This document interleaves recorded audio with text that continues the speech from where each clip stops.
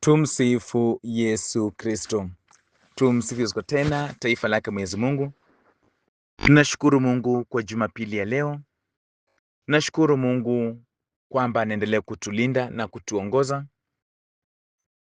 Tunashukuru Mungu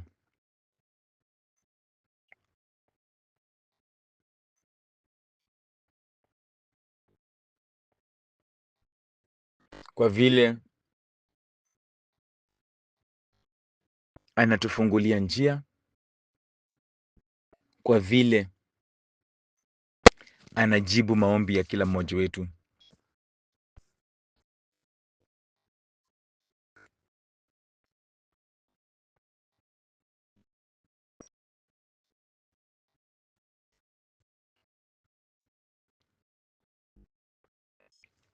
Weka imani yako kwake Mwenyezi Mungu. Weka matumaini yako kwake Kristo.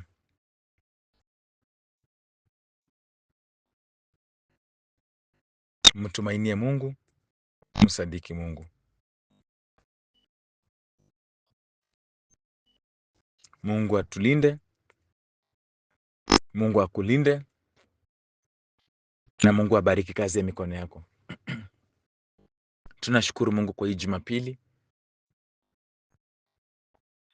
Natumaini umeshiriki katika misa takatifu na unaendelea kusali na unaendelea kuweka imani yako kwa Mwenyezi Mungu.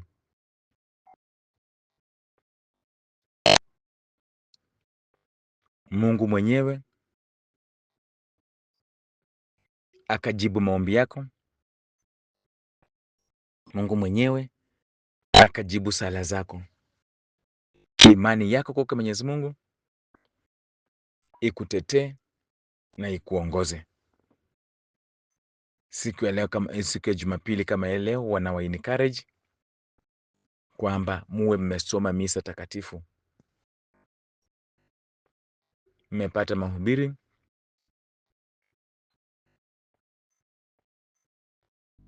na Mungu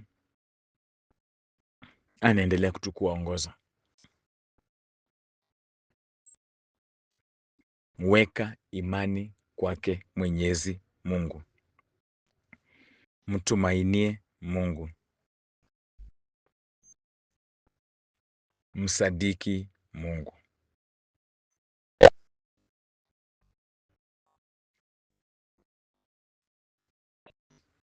Tunaenda kupata somo Jumapili leo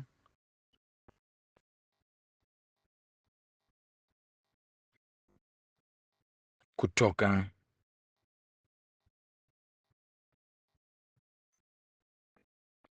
kitabu cha Kutoka, sura ni ya 12.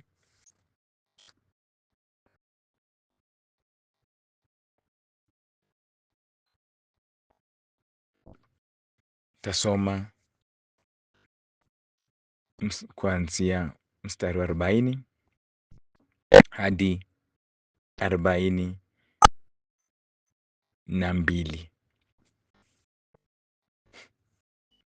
Waisraeli walikuwa wameishi nchini Misri kwa muda wa miaka 430.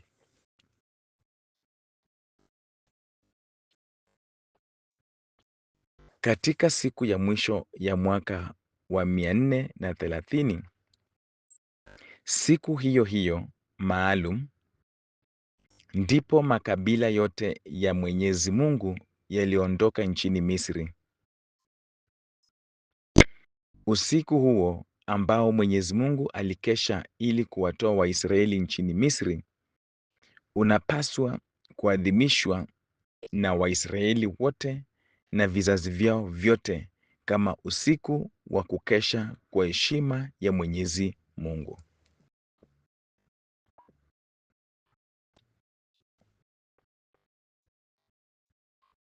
Neno la Mungu.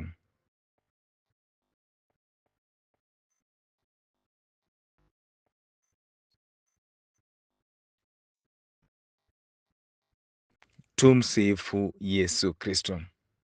Tumsifu Yesu tena, taifa lake Mwenyezi Mungu. katika siku ya mwisho ya mwaka wa 430.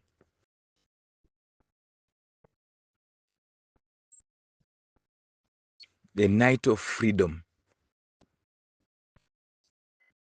Mm.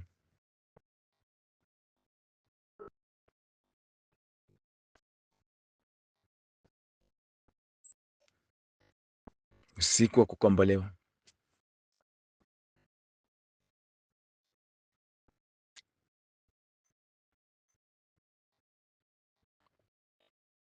Usiku wa kuweka huru.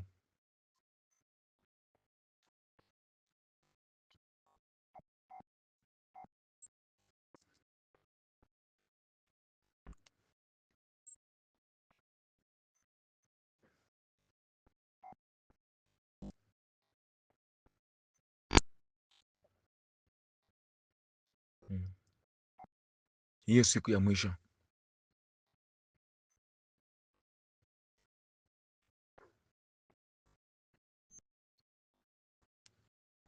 kwamba naacha haya mateso, naenda kuwa huru. Umaijiuliza katika imagination yako, mtu ambaye alikuwa amefungwa miaka 10, miaka 5, miaka 20, miaka miwili, na ameambiwa kifungo, anamaliza kifungo chake kama leo, kesho anaenda nyumbani. Je, mtu kama huyo ako na furaha gani?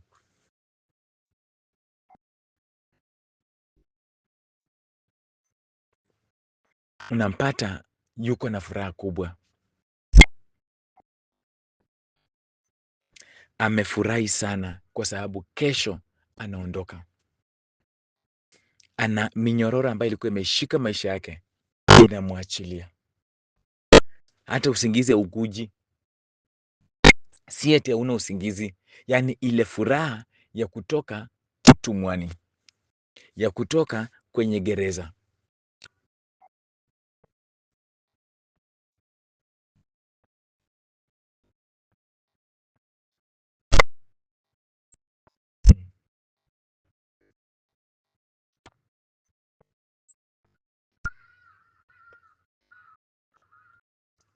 Hiyo furaha kwamba Mungu amenikomboa,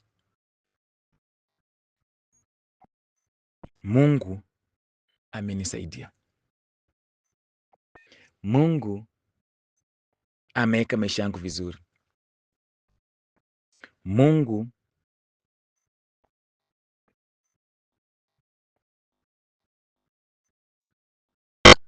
amenitoa kwa kile ambacho kilikuwa kinashikilia maisha yako. Sasa uko huru, unaenda kujiendeleza kwa katika maisha. Usiku kama huo hata ulali, hata mtu akupea chakula utakula.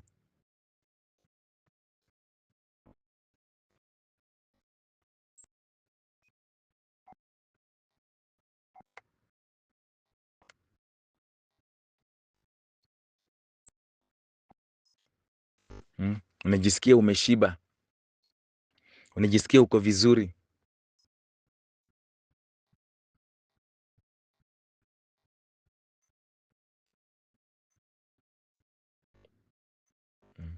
Kwa hivyo unataka tu kesho ifike uondoke, asubuhi ifike uondoke, uwache the walls of prison.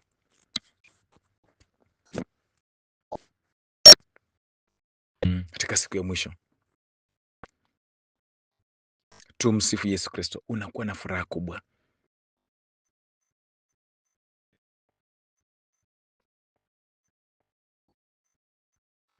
Mambo mengi yalikuwa yananitesa, vitu vingi vilikuwa vinanitesa, maisha yangu ilikuwa imefungwa.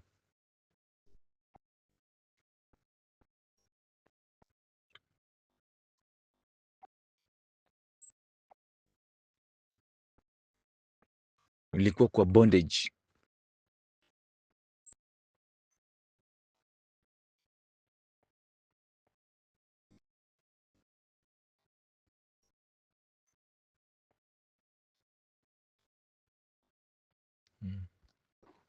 Nilikuwa kwa bondage, nilikuwa kwa vifungo.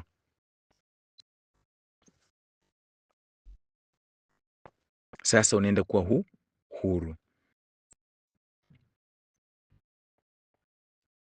naenda kuwa huru.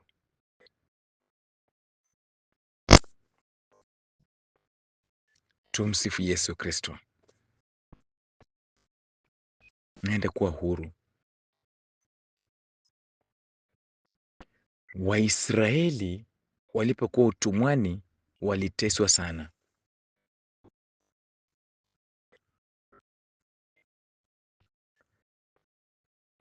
Waliteswa, waliuawa, wakifanya kazi haiwasaidii.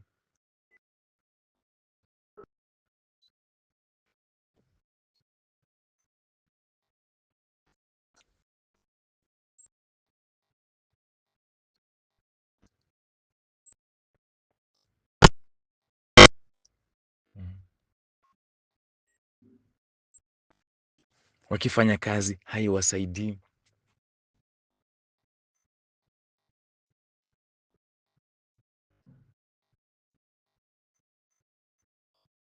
Hawazalishi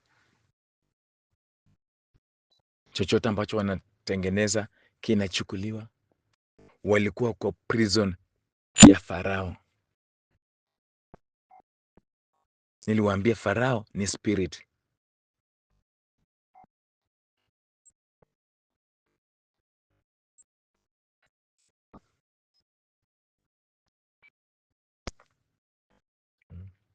Farao ni spirit. Hicho kispirit cha kifarao kinapokushika hivi ni kukunyanyasa, kudrain your efforts.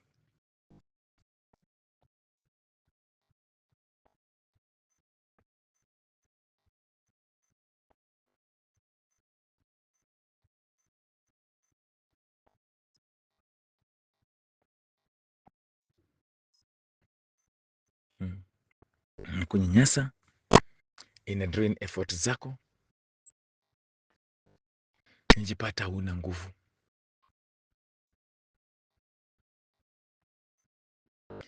Hata walikosa haki, Waisraeli walikosa haki.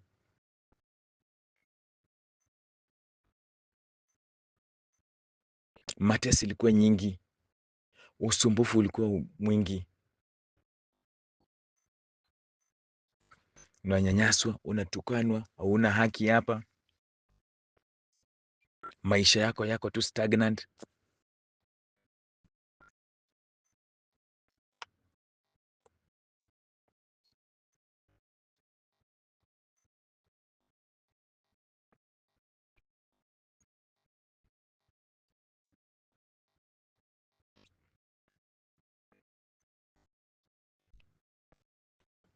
Maisha yako stagnant, haisongi mbele. Uko tu mahali pamoja.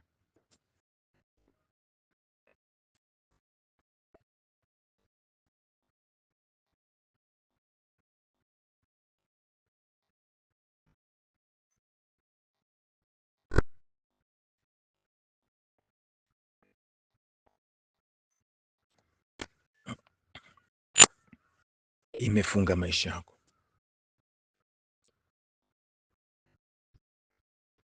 Lakini unapata sasa hiyo siku ya mwisho unatoka, Mungu anakutoa. Furaha gani? Furaha ni kubwa.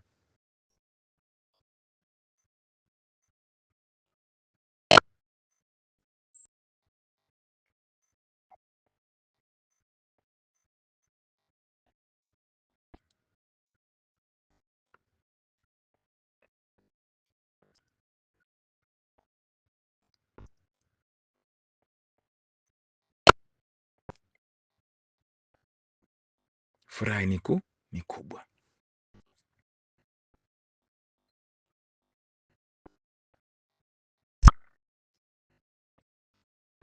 Kwamba Mungu amenitoa kwa bondages.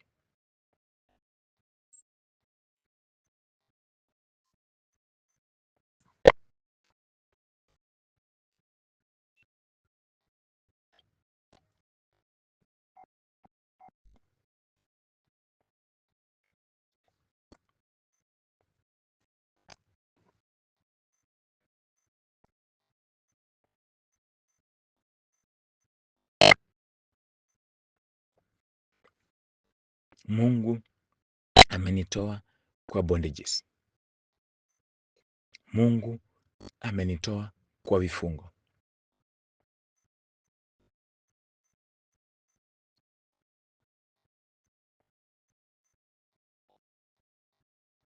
Mungu amenitoa kwa vitu mbaya.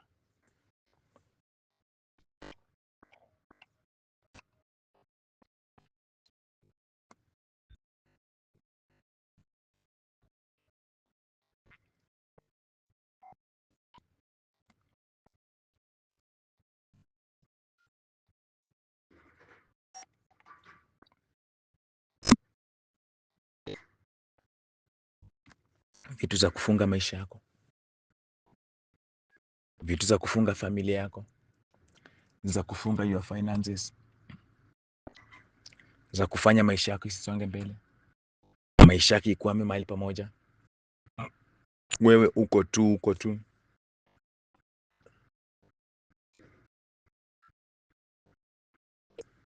Mm.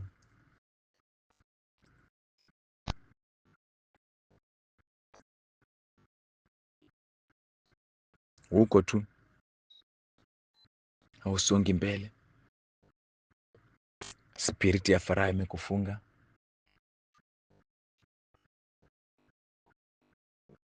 Wakati wa kukombolewa, wakati wa kutembea na kutoka kwenye hiyo shida, wakati wa kutembea na kutoka kwenye hizo vifungo, wakati wa kutembea na kutoka kwenye hizo madhabahu, wakati wa kutembea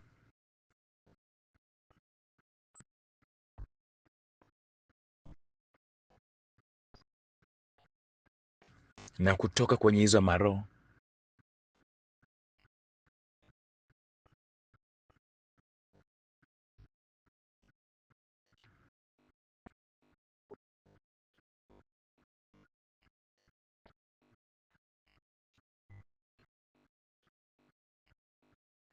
Maroho ambazo zilikuwa zinakufuatilia, maroho ambazo zilikuwa zinafuatilia familia yako, maroho ambazo zilikuwa zinafuatilia watoto wako.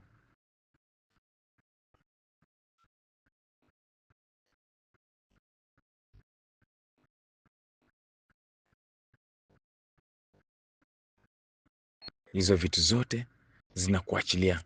Ni siku ya kutoka kwenye hizo vitu. Vile vitu ambazo zilikuwa zimeweka grip kwa maisha yako hivi kwamba hutaisonga mbele, hutaioleka, hutaipata kazi, hutawahi pona, hutawahi songa mbele, hutawahi sijui fanya nini, hutawahi maliza huu mradi, hutawahi maliza kujenga nyumba yako.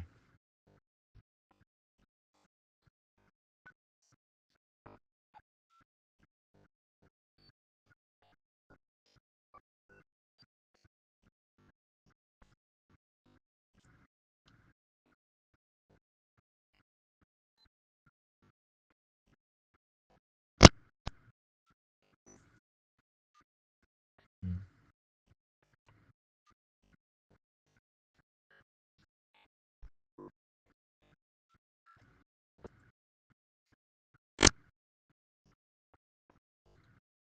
Siku inafika,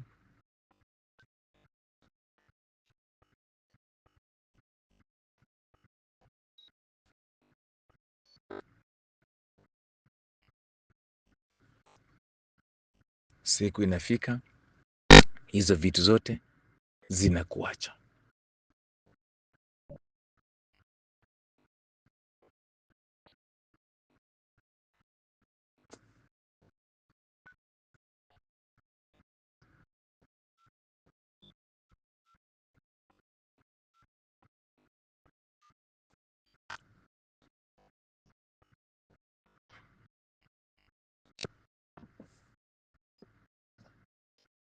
Waisraeli walikuwa kwa bondage.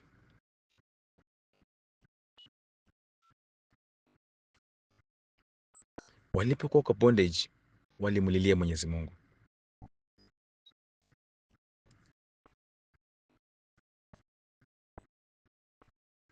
Walipomlilia Mwenyezi Mungu,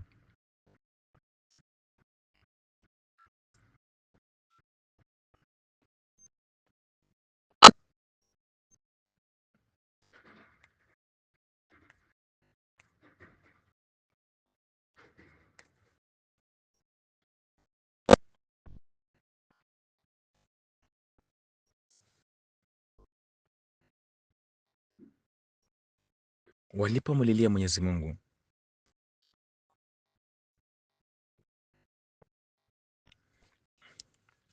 Mungu akaona hali yao ni mbaya.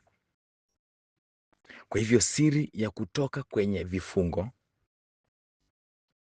siri ya kutoka kwenye mikono ya Farao ni kumulilia nani? Mungu.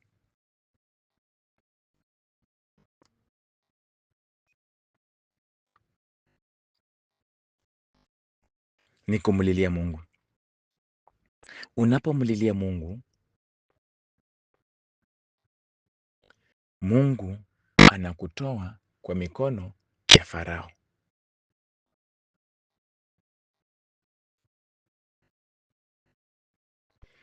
Unapomlilia Mungu, Mungu anakutoa kwa mikono, anaelewa kazi, anaelewa changamoto, anaelewa hizo vifungo, anaelewa hizo vitu ambazo zinafunga maisha yako.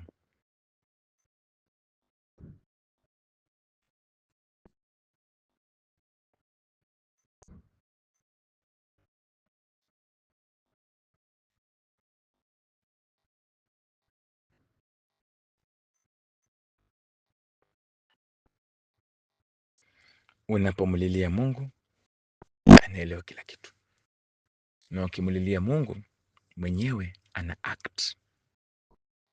Kwa hivyo wewe ambao unanisikiliza, haijalishi unapitia nini, haijalishi ni Farao gani, haijalishi uko kwenye utumwa gani. Hata wengine wako kwenye utumwa wa ulevi, unajaribu kuacha ulevi, unashindwa.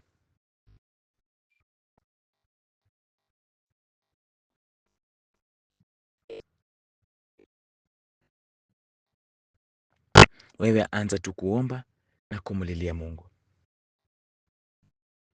Wewe anza tu kuomba na kuambia Mungu, Mungu nitoe kwenye hii.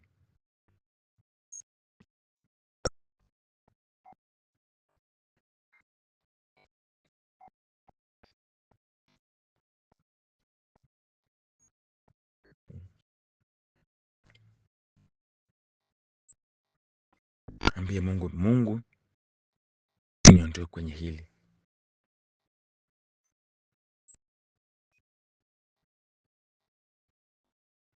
Mungu nitetee hapa.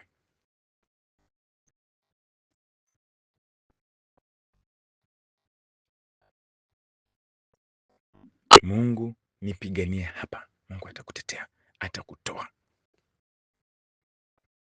Unapomlilia Mungu, anaangalia hali yako, hali ya huyu mtu ni mbaya.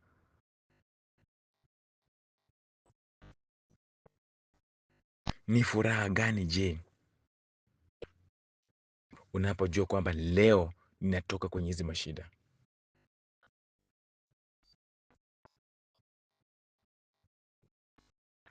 Mwisho wa utumwa, end of slavery.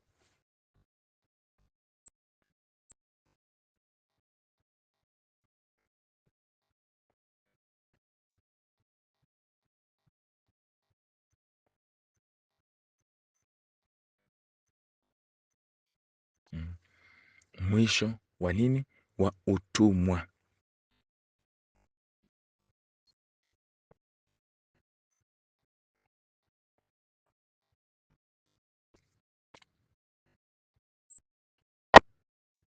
Mwisho wa utumwa, kwamba Mungu anakuingiza katika maisha mpya, maisha ya kuwa huru, mtoto wa Mungu ambaye amekombolewa. Utumwa, maisha ya utumwa ambao ulikuwa unaishi yanaisha.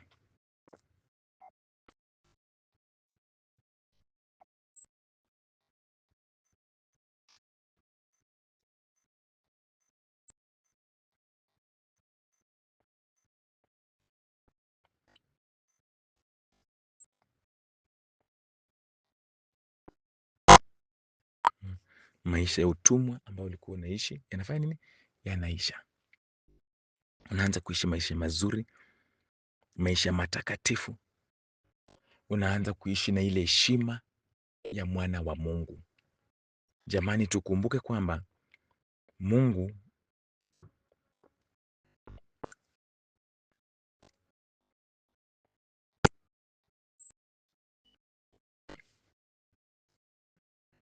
Mungu ametuumba in his own image and likeness.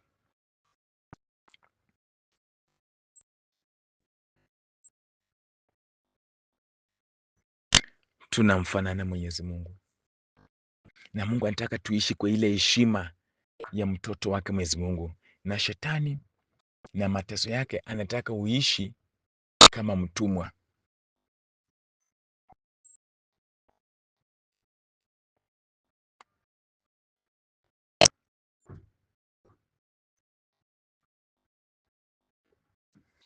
Anataka uishi kama mtumwa.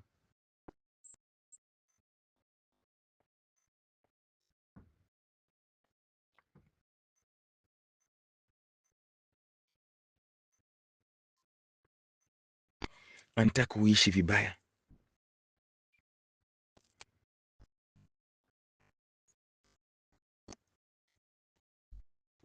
Anataka kuishi so frustrated.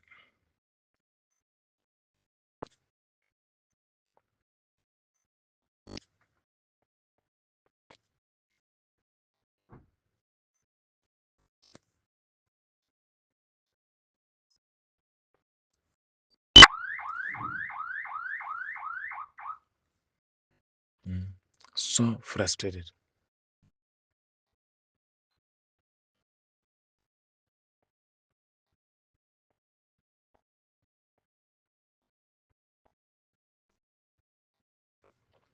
Unaishi bila amani.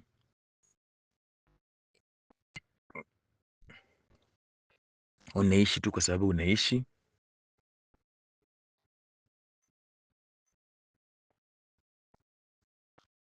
Unajisikia kwamba hata maisha yako it has no meaning.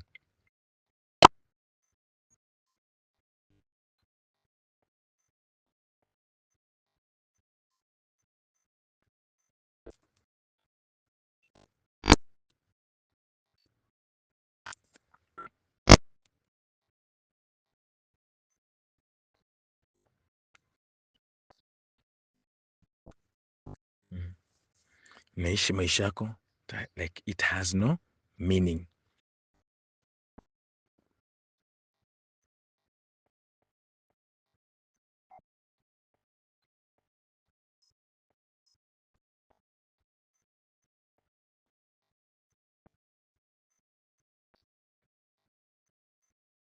Lakini unapomtumainia Mungu,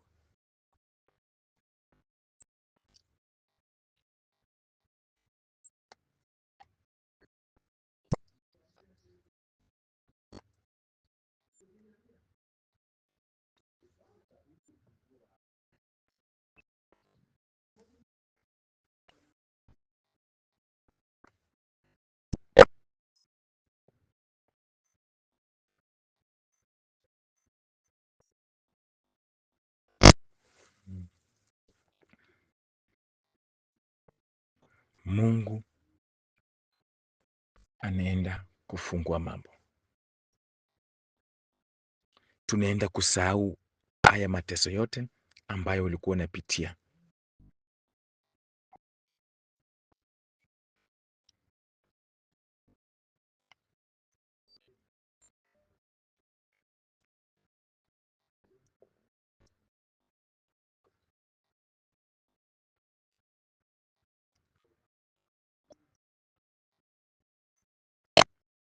Tunaenda kusahau mateso yote ambayo ilikuwa inatufuatilia.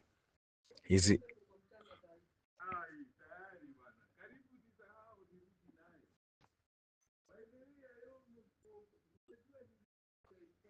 Mungu atende. Mungu akutetee. Mungu anaenda kutupigania. Usiogope hata kidogo. Wewe mtumainie Jesus. Mwambie leo iwe siku yako ya mwisho ya kuwa na haya mateso.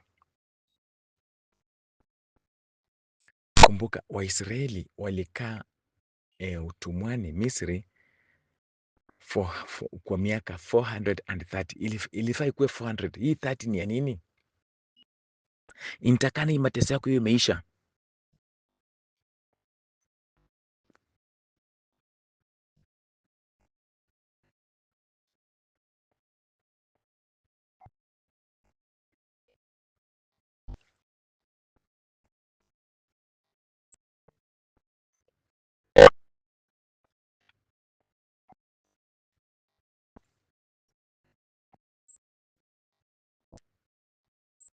nitakani hizi changamoto zako zote ziwe zimefanya nini?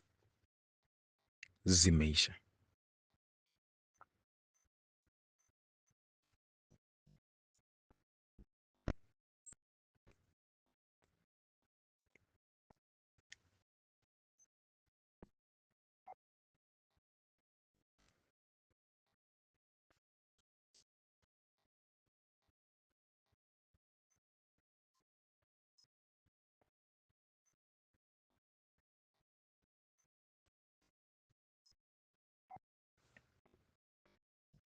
Umepitisha siku zako za kukombolewa, zimepita. Ni mwovu Shetani ameamua tu kuendelea kukunyanyasa, kuendelea kukutesa, kuendelea kukufungia hapo mahali ambapo uko, lakini tunaenda kutoka ndani. Unaenda kutoka ndani. Leo ni siku yako ya nini? Ya mwisho.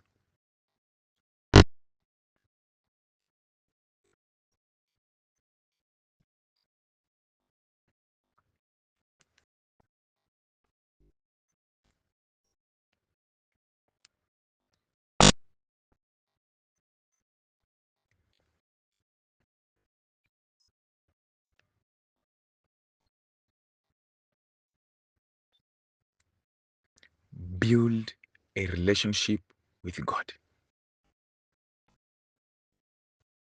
kwa sababu ndio huyo Mungu atakutoa kwenye hizo vitu.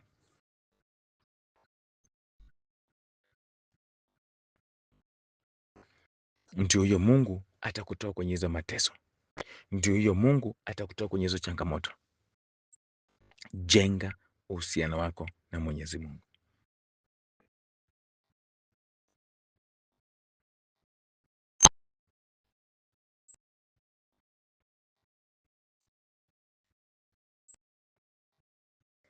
Mulilie kabisa Mwenyezi Mungu.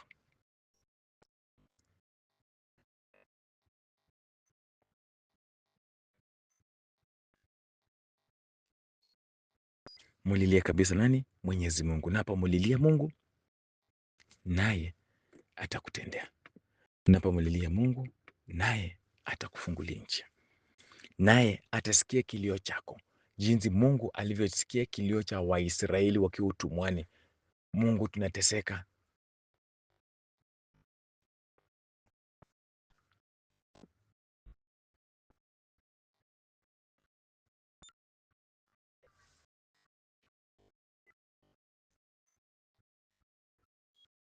Mungu, kumbuka agano.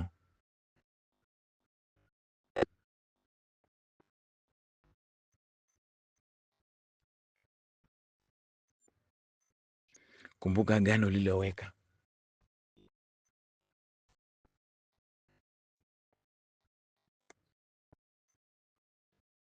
Kumbuka ahadi uliyoweka.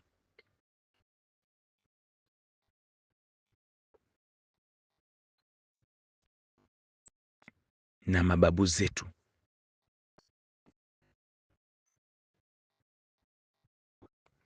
Sisi ni watoto wako. Sisi ni taifa lako. Kwa hivyo Waisraeli walipomlilia Mwenyezi Mungu, Mungu na akamwita Mose.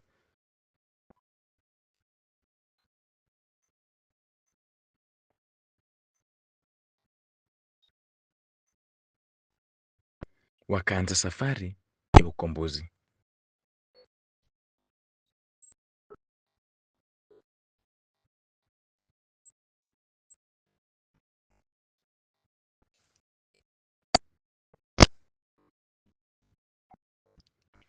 Safari ya kutoka utumwani.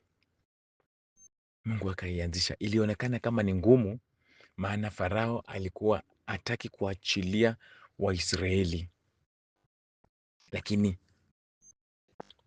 utahade na utakuwa mgumu mpaka siku gani kwa Mwenyezi Mungu?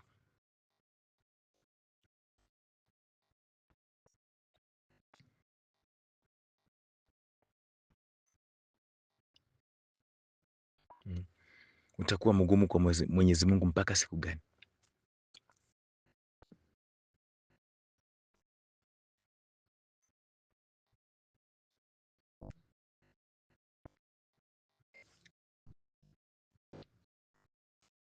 Mungu aliachilia mapigo, Farao aliendelea kuwa mgumu, lakini baadaye kwenye pigo la 10 ambalo ni la kuuawa kwa wazaliwa wa kwanza wa Misri, kila mtu alimwambia hapana, hawa watu waende, watoke kwenye nchi yetu. Kwa hivyo hata usifikirie nawe pia hata watu ambao wanakutesa, wanakuhangaisha,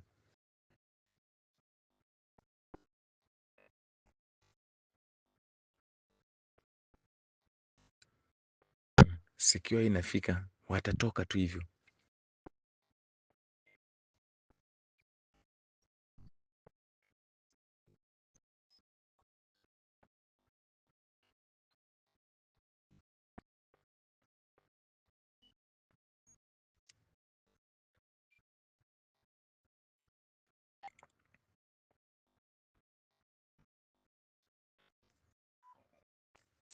Watatoka tu hivyo.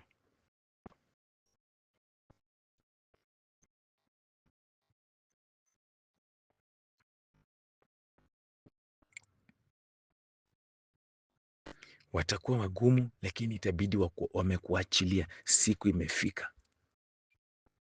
Hautaongeza siku ikuwe 431, 430 and one day. Hakuna. Siku yako ya mwisho ya kukombolewa ndio hii ya leo.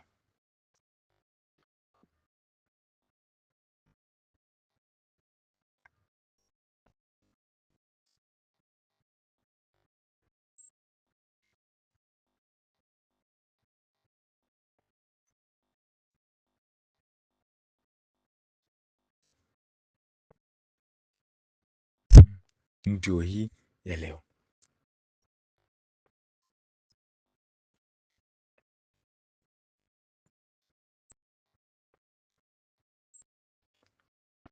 Hakuna siku ingine, ndio hii ya leo. Ikabidi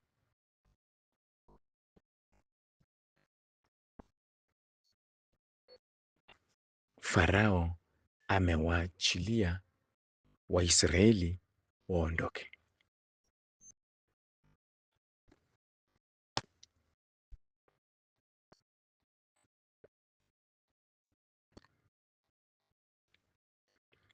Kwa hivyo mimi na wewe tufurahi.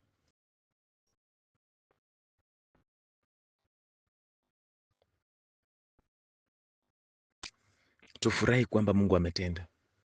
Tufurahi kwamba Mungu anaenda kukutoa. Tufurahi kwamba hatutaendelea kukaa katika utumwa. Siku imefika.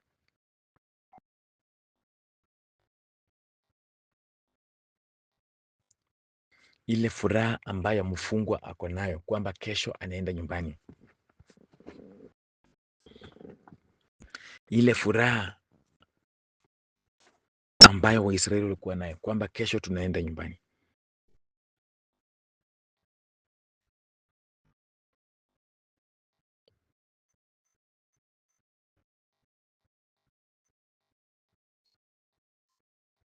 Ndio hiyo inataka niongoze maisha yako.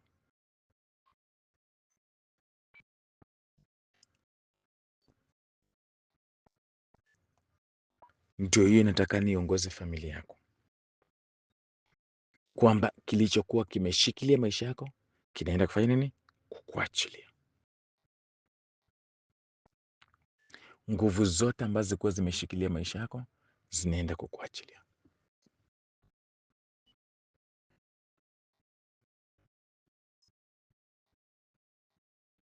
Watu wote ambao walikuwa wameshikilia maisha yako wanaenda kukuachilia.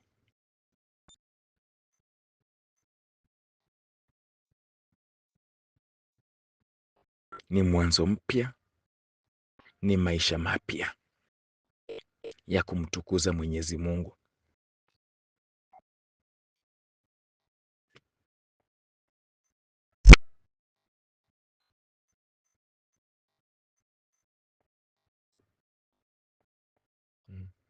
Maisha mapya ya kumtukuza nani? Mwenyezi Mungu. Mimi na wewe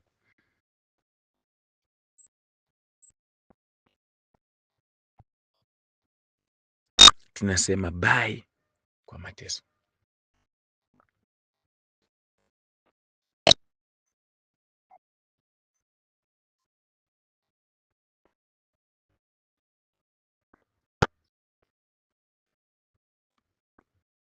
Bye kwa kugandamizwa. Wenye walikuwa wanagandamiza maisha yako wanakugandamiza kwa njia moja nyingine, wanakutesa, wanakusumbua, maisha yako imeshikwa hivi, au huwezi pumua, huwezi songa, wamefika mwisho. Tumsifu Yesu Kristo.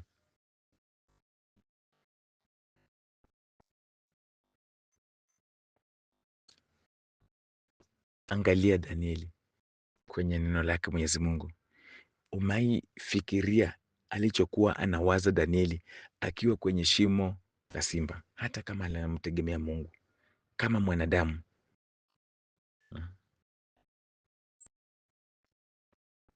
Alafu baadaye Mungu anamtoa hapo.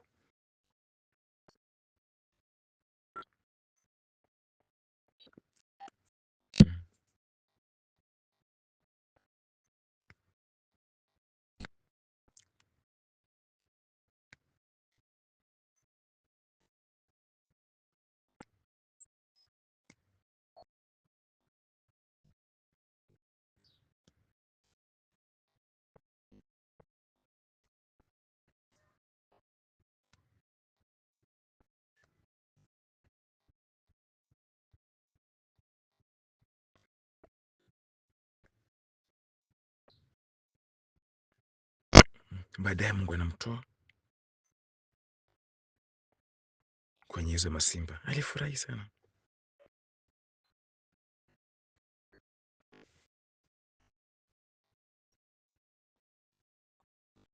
Meshak, Shadrach and Abednego wakiwa kwenye moto, baadaye Mungu anawatoa hapo. Walifurahi. Dakika ya mwisho unatoka hapo.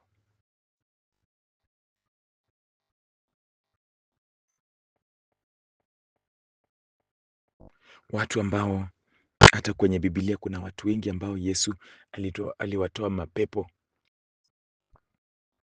Imagine, hata kama ni wewe naambiwa kesho utakutana na Yesu akutoa hizi vitu, ukuwe huru.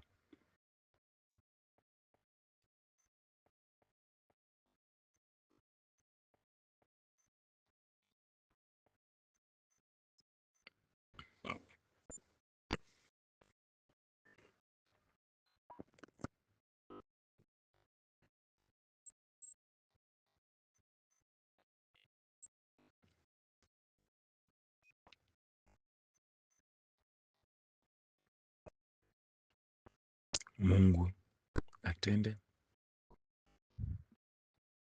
Mungu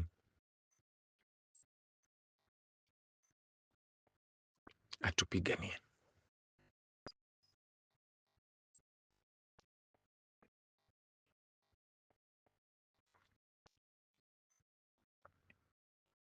Wagonjwa wengi ambao walikuwa wamefungwa na magonjwa, wamefungwa na mapepo inawaharas, dakika ya mwisho watu wanakombolewa. Kesho unakutana na Kristo.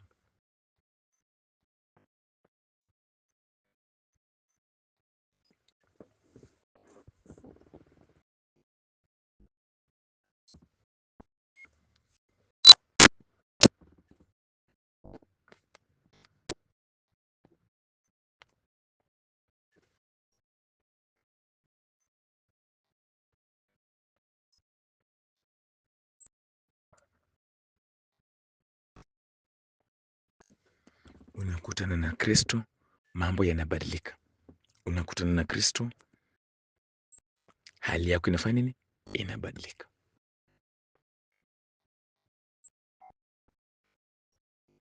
Suzana kwamba wamemwekea hukumu ya kifo, baadaye kila kitu inabadilika, anakaa huru. Ni furaha gani? Dakika ya mwisho, siku ya mwisho, toka kwenye hiyo yenye ilikuwa juu yako. Hata kotini mtu anapoambiwa unaenda kila siku first hearing, second hearing, third hearing, wakati unaendelea kungoja for the 10th whichever hearing, unaenda mtu anakuambia imeisha, ama mtu akwambia kesho nimesikia fununu kesi yako inafanya nini, inatupiliwa mbali. Furaha gani?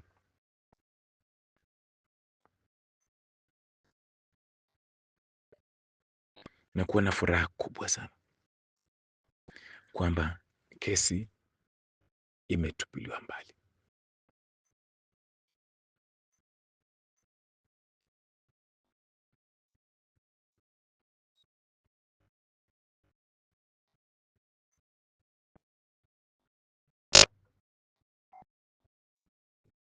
Imetupiliwa mbali, uko huru, unaweza tembea freely.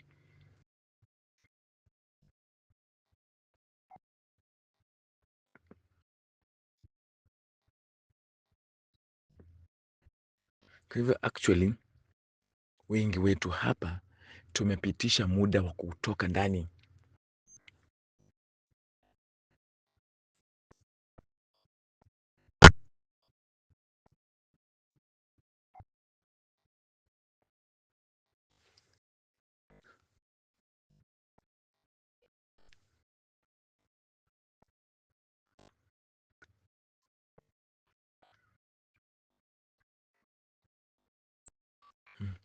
Inafaa tuwe tumetoka ndani kitambo sana.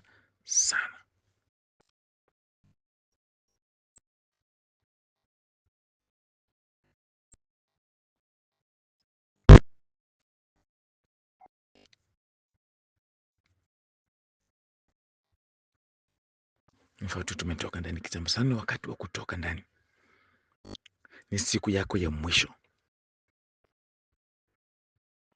ni siku yako ya mwisho ya kutoka kwenye hiyo mateso. Lakini vile nimesema, have a relationship with God.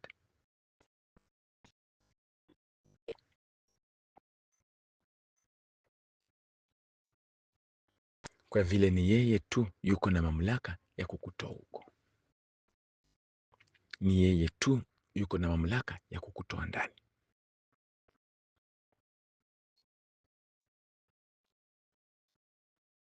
Ni yeye tu yuko na mamlaka ya kubadilisha kila kitu.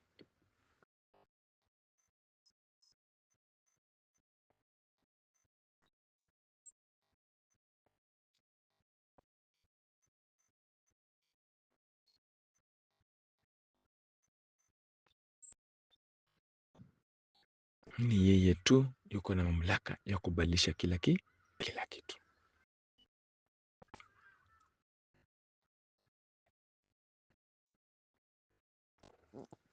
Mungu anaenda kutenda. Hii ni siku yako ya nini? Ya mwisho. Na unaachana na mateso, unaachana na ya magonjwa, unaachana na kusumbuliwa. Watu wanakutesa.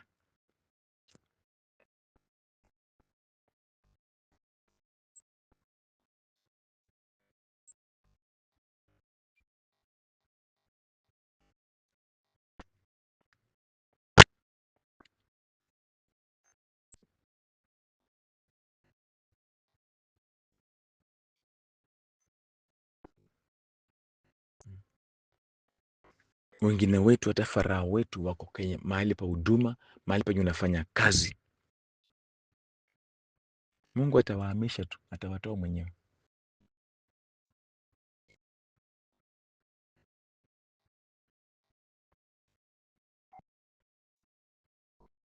Mungu atawatoa wenyewe.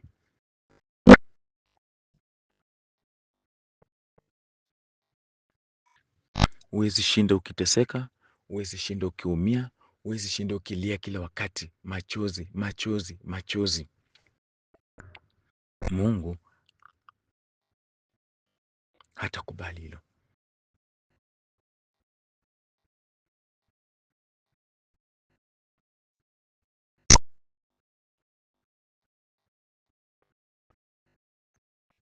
Mordekai mali yake ilirudi. Mordekai haki zake zilirudi. Mordekai ilifaa pewa cheo, hakupata, amani akachukua, lakini baadaye kila kitu ilirudi katika mikononi mwake.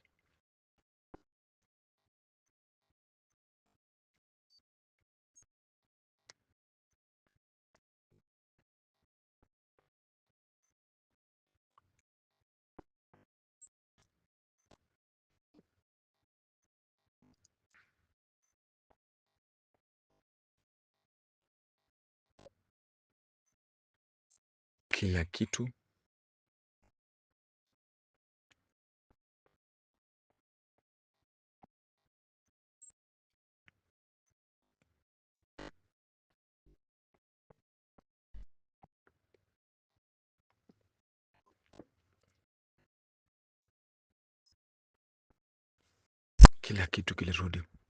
Restoration. Wakati Mungu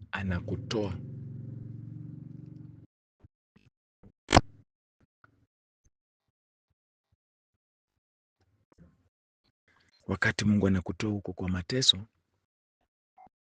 anakurestore.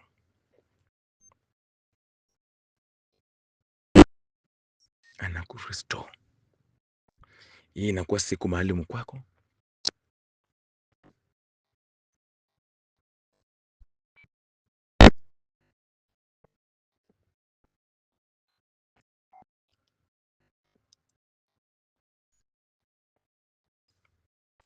Lakini pia unakuwa restored back to normal way of life.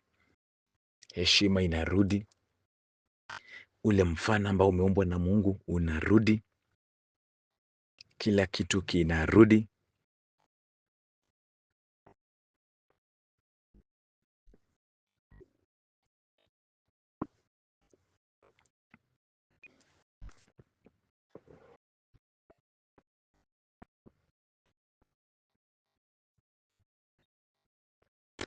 Kila kitu kinarudi na unakaa vizuri. Tumsifu Yesu Kristo.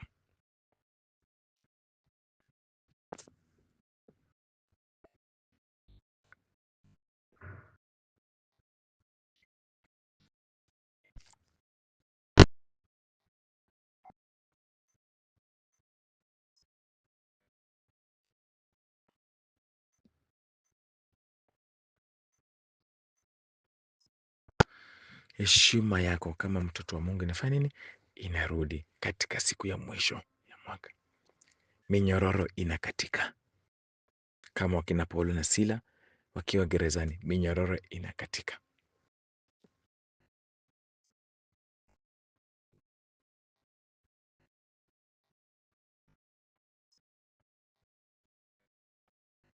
Kwa hivyo any form of bondage juu ya maisha yako inakatika.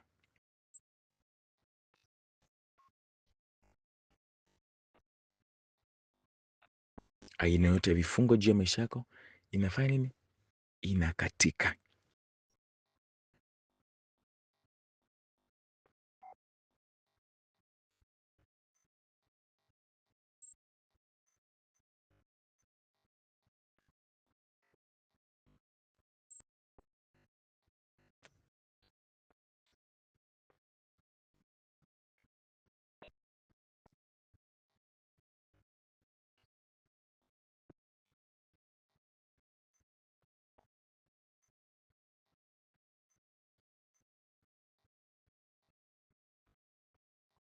Unaanza maisha mapya. Kwa hivyo hiyo siku ya mwisho inakuwa a very special day to you. Jana sikuwa hivi. Jana ulikuwa mfungwa, unaamuka uko a free person.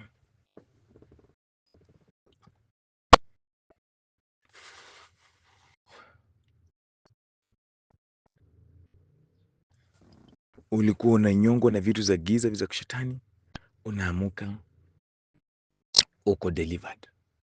Maisha back to normal.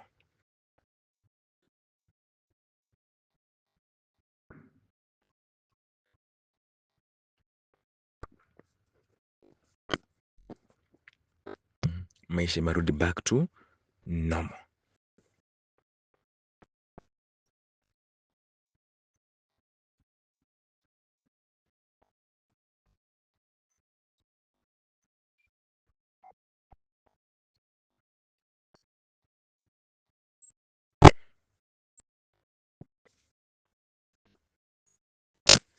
back to normal.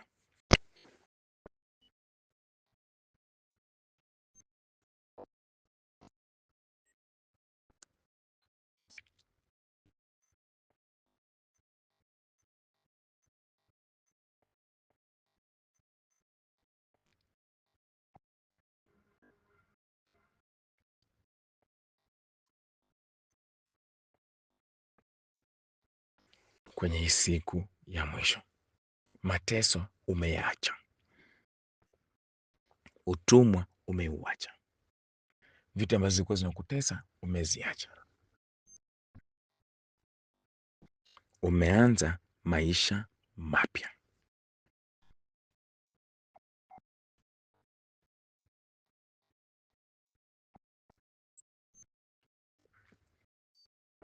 Kwa hivyo Mungu anapoingia katika maisha yetu na kutukomboa, Mungu anapoingia katika maisha yako na kukomboa, ni jambo la muhimu sana kukumbuka hiyo siku.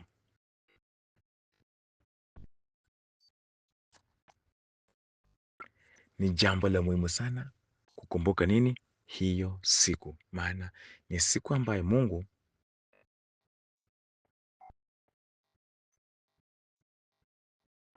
alikutoa mahali pagumu.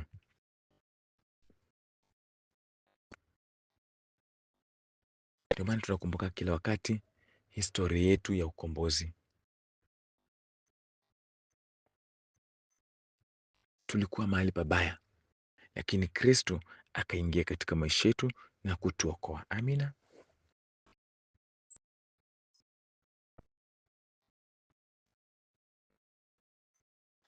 Kristo akaingia katika familia yako na kuiokoa.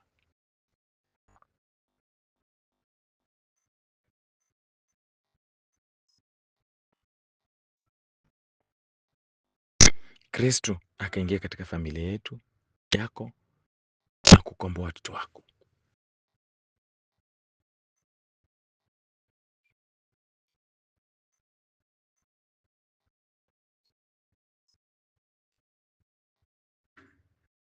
Na kubadilisha hali yako.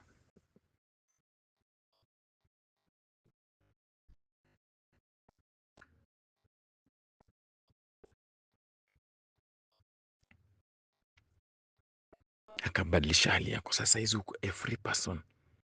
Jambo la kumshukuru nani? Mwenyezi Mungu. Kwa hivyo nimesema tuwe na uhusiano wa karibu na Mwenyezi Mungu, na kuwa na relationship na Mungu. Hatutaki kuendelea kukaa utumwani.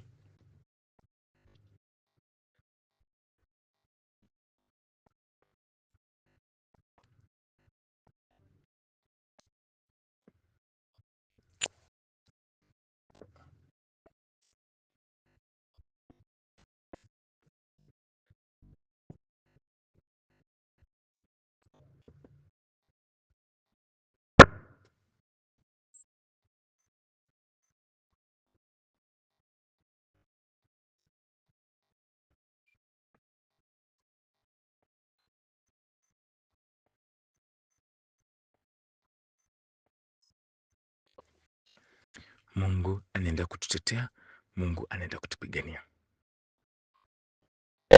Waisraeli Mungu aliwatoa utumwani, akamshukuru.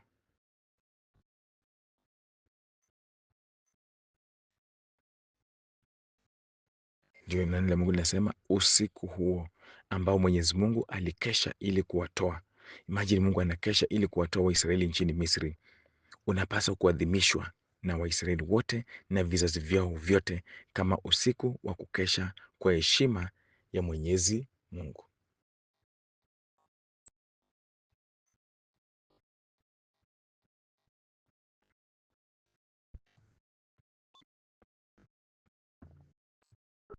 Usiku wa kukesha kwa heshima ya nani? Ya Mwenyezi Mungu. Mungu ametutoa mbali. Wewe ambao unisikiliza soma mimi na wewe, Mungu ametutoa mbali na unalijua hilo, unatambua, sio siri.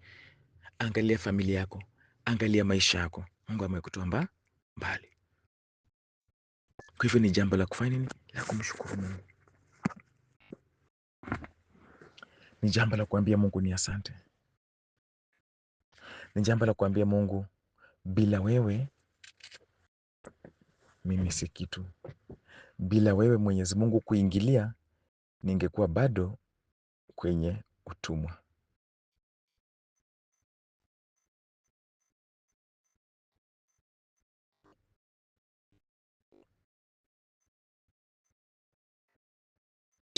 Ningekuwa bado kwenye mateso. Ningekuwa bado maisha yangu yamefungwa na Mungu. Unamkumbuka Mungu aje kwa hiyo siku? Kwenye sala, sadaka zako maalum. Kuna watu tunaomba nao nina nini, na wenyewe unasikia wanakuambia Mungu alifungua njia, kapata kazi, mambo yangu ikaenda vizuri, lakini hata kusimama tu na huduma, hata na sadaka kidogo, inakuwa shida. Hasa unakumbukaje kwenye Mungu amekutoa?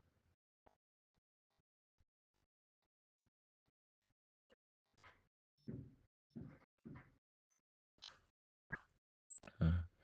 Unakumbuka kwenye Mungu anakutoa kwa kusema asante.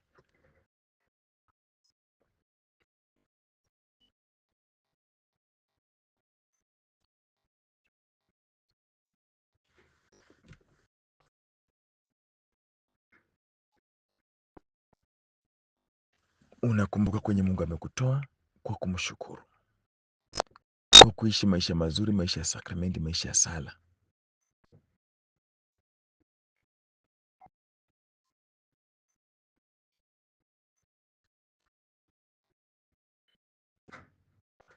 Maisha ya sala.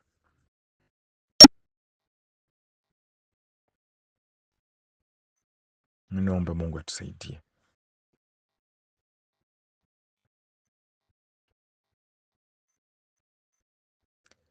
tukumbuke yote ambayo Mungu ametutendea katika maisha yetu, na tuzidi kumshukuru, tuzidi kukumbuka hata hizo siku kubwa ambazo Mungu ametukomboa.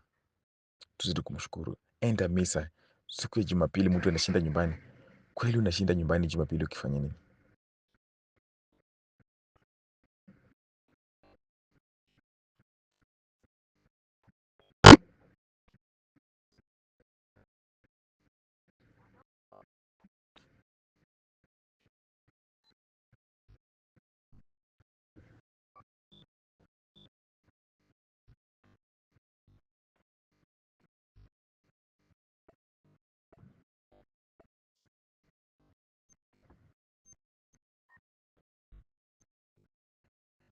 Siku ya Jumapili retreat hutaki kwenda. Maisha ya sakramenti ndio hiyo, hutaki kuishi maisha ya sakramenti. Naomba Mungu atusaidie tunapokumbuka hiyo siku ya mwisho. Mungu ametutoa, amekukomboa.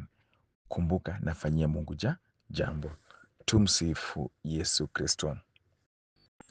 Kwa jina la Baba na la Mwana na Roho Mtakatifu. Katika jina takatifu la Kristo. Mungu, nakushukuru kwa Jumapili ya leo. Nakushukuru kwa kila mmoja wetu. Nakushukuru kwamba tunapokuitisha unatenda. Nakushukuru kwa maisha ya kila mmoja wetu. Naomba ukatutumia Roho wako Mtakatifu akatuongoze na akatukumbusha yote ambayo umetenda katika maisha ya kila mmoja wetu. Tuweze kukumbuka kule ambako Mungu umetutoa. Tuweze kukumbuka kwenye vifungu ambazo umetuondoa. Tuweze kukumbuka jinsi ulivyotutoa katika mikono ya Farao.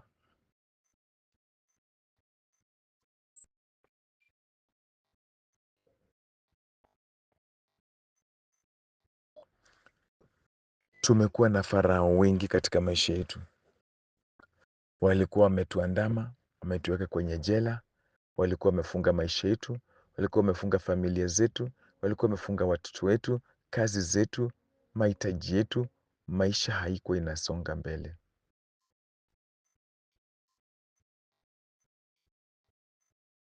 Tutetee Mungu, na ututetee kabisa. tusiendelee kukaa kwenye minyororo yao. Chochote ambacho kilikuwa kina kuenslave wewe ambao unasikiliza hili somo, na kiamurisha katika jina takatifu la Kristo kiweze kukuachilia.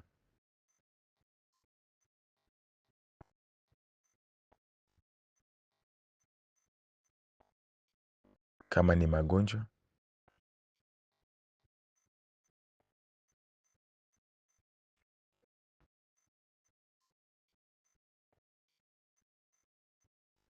kama ni ufukara, kama ni vitabia ambazo hazimtukuzi Mwenyezi Mungu na zilikuwa ziko ndani yako, Mungu aondoe.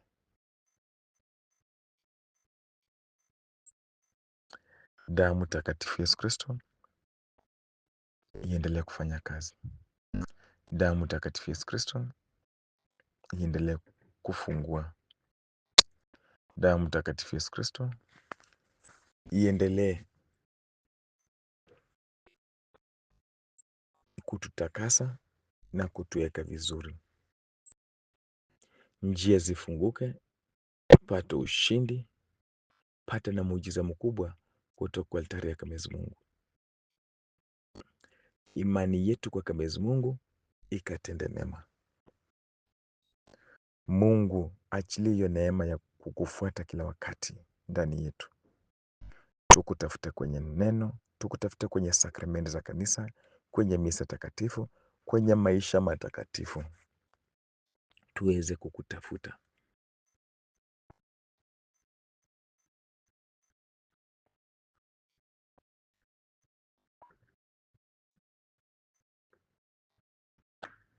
Mungu tenda na tenda kabisa katika maisha ya kila mmoja wetu.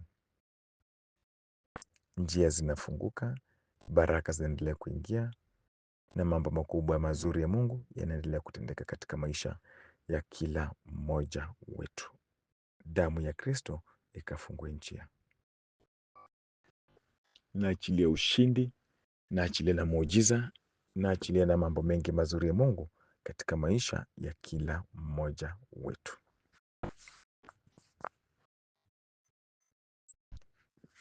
Nia zako zote naziweka katika mikono za Mungu, Mungu akajibu. Nashukuru Mungu Baba, nashukuru Mungu Mwana, nashukuru Mungu Roho Mtakatifu. Nashukuru na Mama Bikira Maria kwa maombezi yake. Mother Mary, usituache, endelea kutuombea. Naenda kuwabariki. Bwana awe nanyi, awabariki na kuwalinda Mungu Mwenyezi, Baba na Mwana na Roho Mtakatifu. Tumsifu Yesu Kristo. Ni Father Aga, mubarikiwe sana na watakieni Jumapili njema.